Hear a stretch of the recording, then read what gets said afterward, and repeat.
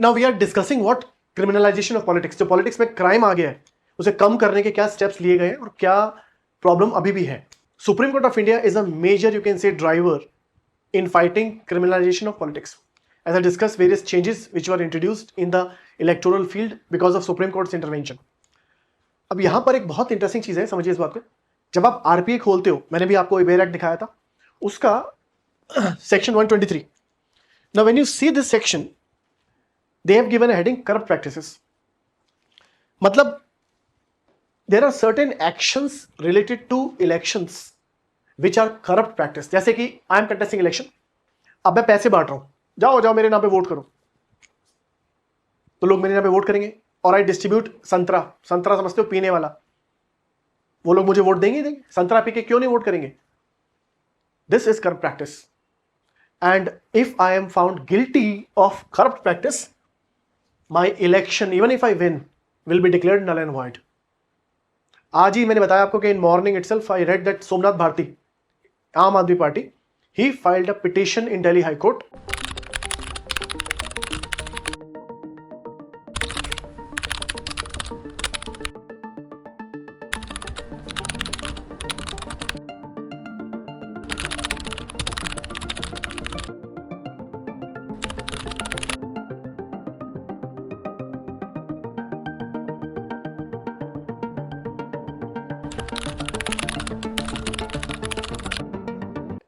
that the daughter of Sushma Swaraj, Basuri Swaraj, he has leveled allegation against her that she has been involved in corrupt practices while elections were held in Lok Sabha. ऐसा उन्होंने इल्जाम लगाया. अब तो prove होगा जब court में होगा कि भाई इन्होंने पैसे दिए एंड वोटर्स को इन्फ्लुएंस करने की कोशिश करी गलत तरीके से, और वो गलत तरीके सेक्शन 123 में मेंशन्ड है. So what are the wrong practices, corrupt practices which can influence the election are mentioned in section 123. अब यहाँ पे there are certain problems and certain good part. The good part is that if you indulge in bribery, cash दिया, शराब पिला दी, bribery हुई, bribery में indulge हुए, या हिंदू मुस्लिम किया, या यादव शर्मा वर्मा किया, कम्युनल स्पीच दे दी, कास्टिस्ट स्पीच दी ना, ये भी करप्ट प्रैक्टिस है. या फिर आपने गलत इंफॉर्मेशन दे दी कि जब से हम पावर में आए हैं तब से हिंदुस्तान की गरीबी दूर हो चुकी है, तब से हमने इतने करोड़ों लोगों को इतनी इतनी फैसिलिटी दी है, ये गलत इंफॉर्मेशन, मिसलीड कर रहे हो, वो भी क्या है, करप्ट प्रैक्टिस.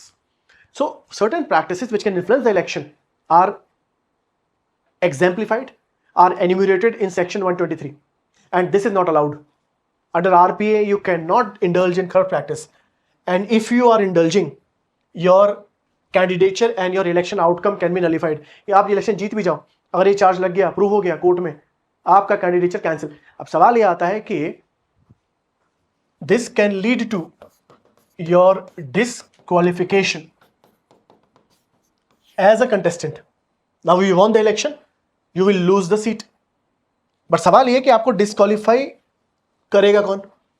आपको डिस्क्वालीफाई वो करेंगे जिनका नाम दिया गया है सेक्शन 8A ऑफ आरपीए में, for indulging in corrupt practices. और करप्ट प्रैक्टिस डिफाइन कहां पर है? सेक्शन 123 पे. For indulging in this practices, section 8A of RPA says that president of India will disqualify you. मतलब you will be removed from the house. आप election जीत गए, अभी जैसे उन्होंने स्वराज जी के अगेंस्ट ये पिटीशन डाली है, अगर ये क्राइम प्रूव हो जाता है, अगर ये एक्ट प्रूव हो जाता है, तो प्रेसिडेंट उनको हाउस से निकाल सकते हैं. लोकसभा की मेंबरशिप उनकी जा सकती है, जाएगी नहीं या जाएगी पता नहीं. अब इससे रिलेटेड कंट्रोवर्सी है. Controversy number 1, this whole process where somebody will be disqualified, the whole process where somebody will be disqualified, somebody means MP और MLA.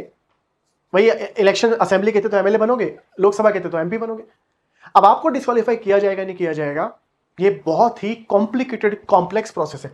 Disqualification process is very very complicated और complex. Why? I tell you the steps. First of all, आपका disqualification होगा, you will be disqualified. Disqualified का मतलब समझो ना, आपकी membership जाएगी हाउस की. आपको डिस्क्वालीफाई करेंगे President of India, point number 1. Point number 2, disqualification हो सकता है इलेक्शन होने के बाद. This whole process to disqualified a person who was involved in corrupt practices, जिसने करप्ट प्रैक्टिस करके इलेक्शन जीता उसे डिस्क्वालीफाई तो किया जाएगा, मगर ये डिस्क्वालिफिकेशन होगा after you have von the election. Point number 1। Point number 2, ये प्रोसेस इतना कॉम्प्लिकेटेड है कि जब तक डिस्क्वालिफिकेशन होगा तब तक अगला इलेक्शन आ चुका होगा, या शायद तब भी नहीं आएगा। तो process is so complicated. I give an example. See, RPA कहता है डिस्क्वालिफिकेशन कहां दिया हुआ है? डिस्क्वालिफिकेशन दिया है under section 8A, corrupt practice के लिए। For corrupt practice you will be disqualified by the President of India, and that is the whole process is given in section 8A of Representation of People Act. अब यहां पे क्या होता है कि as per section 8A the petition will be filed in High Court. Somnath Bharti ने भी high court में पिटिशन फाइल करी। ऐसे ही 2019 election in Arunachal, there was an independent candidate and he won the election for the state assembly.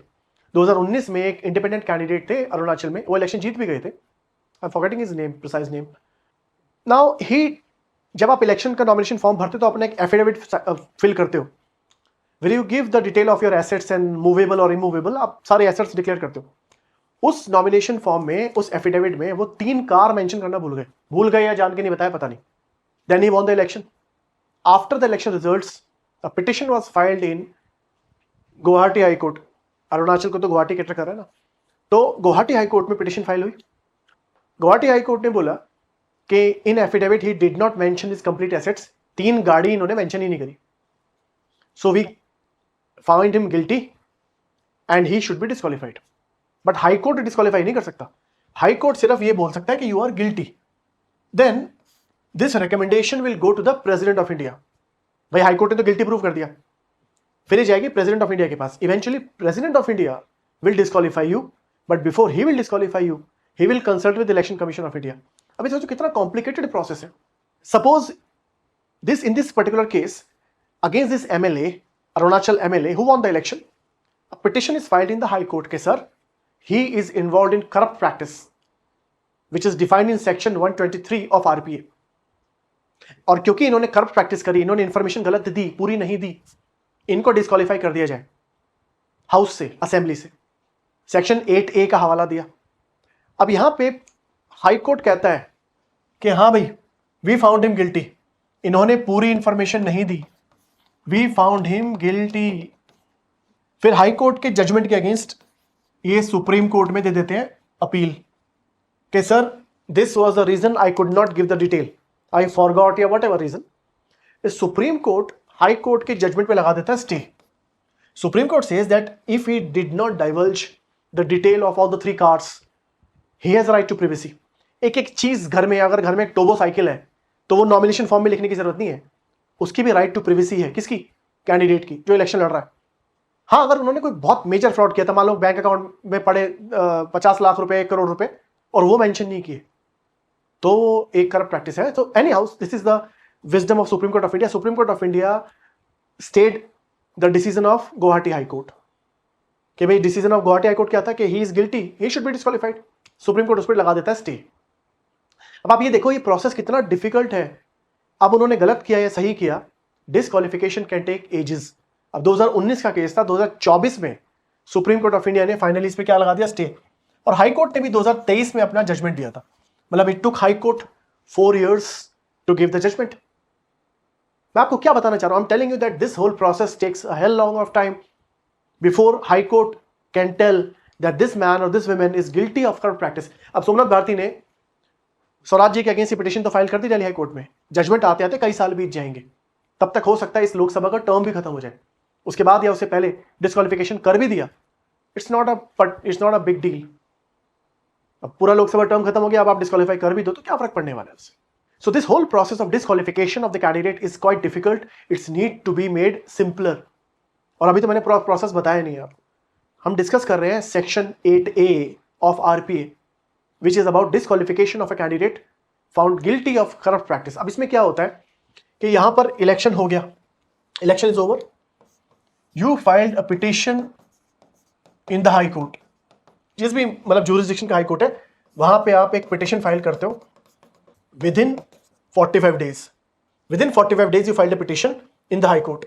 कि sir so and so candidate is guilty of corrupt practice, ये जो candidate है ये corrupt practice करी इसने election जीतने के लिए, और वो प्रैक्टिसेस डिफाइंड है अंडर सेक्शन 123 ऑफ आरपीए। तो जो पिटिशनर है वो क्या रिक्वेस्ट कर रहा है कि ये जो कैंडिडेट है जो जीता है इसको डिस्क्वालीफाई कर दिया जाए। प्रोसेस ये होता है कि पिटिशन फाइल करोगे आप हाई कोर्ट में, हाई कोर्ट उसे सुनेगा, देन हाई कोर्ट में गिव एन जजमेंट और an order. Finally high court बोलेगा हाँ वी फाउंड हिम गिल्टी, मतलब वी अपहोल्ड द पिटिशन कि this fellow has done corrupt practice to win the election. Election जीतने के लिए इन्होंने पैसा बांटा या धमकी दी किसी को या कोई भी गलत काम किया जो सेक्शन 123 में मेंशन्ड है। हाई कोर्ट ने जजमेंट दे दिया। अब ये जाता है to the President of India, this will go to the President of India, क्योंकि डिस्क्वालीफाई हाई कोर्ट नहीं करेगा, डिस्क्वालीफाई करेंगे प्रेसिडेंट। बट ये भी सीधा नहीं जाता, हाई कोर्ट का ऑर्डर जाएगा to the secretary general of the house. अभी लोकसभा का इलेक्शन जीता था तो ये ऑर्डर जाएगा सेक्रेटरी जनरल लोकसभा को, असेंबली का इलेक्शन जीता तो secretary general assembly. Secretary general हम पहले भी कर चुके हैं, ब्यूरोक्रेट होते हैं ऑफिसर। तो ये ऑर्डर गया हाउस के पास, जिस भी हाउस को वो बिलोंग करते हैं। जैसे मैंने बोला मिस स्वराज का अगर कैंडिडेचर कैंसिल करना है तो वो लोकसभा में जाएगा क्योंकि लोकसभा एमपी बनी है। हाई कोर्ट कह दे कि हाँ वी फाउंड हिम गिल्टी, फिर वो हाउस के सेक्रेटरी जनरल को देगा वो ऑर्डर, हाउस का सेक्रेटरी जनरल देगा प्रेसिडेंट को। अभी देखो कितना लंबा प्रोसेस बना दिया। फिर president, because president has to disqualify, high Court will not disqualify the candidate, तो president will disqualify. But before President of India disqualifies a candidate for corrupt practice, he will consult with election commission and election commission can take its own sweet time to reply to the president of India. President election commission का view पूछ रहे हैं कि भाई what is your take regarding disqualification। फिर election commission अपना view देगा and then the president of India may disqualify the candidate. Do not you see that it's a very complicated system? Before you disqualify a candidate, it has to go through all these steps. Court proceeding itself can take 4, 5, 10, 20 years, you do not know. तो disqualification जब तक आएगा उस candidate का term ही खत्म हो जाएगा house में। So the point is that there is a problem with section 123 which talks about corrupt practices in election. There's a problem with section 8A of RPA which talks about the disqualification of the candidate found guilty of corrupt practice. The process is very difficult, lengthy, and thus there is a need to simplify this process.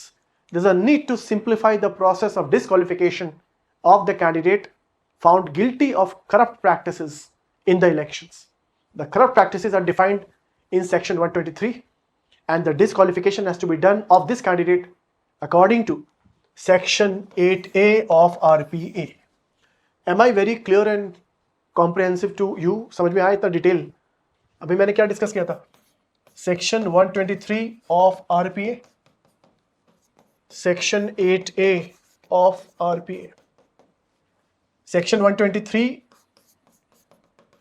defined corrupt practices in elections. Election में corrupt practice define कर रहा है और उसकी वजह से जो disqualification होगा कैसे होगा वो दिया है सेक्शन 8A में। Section 8A is about the disqualification of the candidate for indulging in corrupt practices.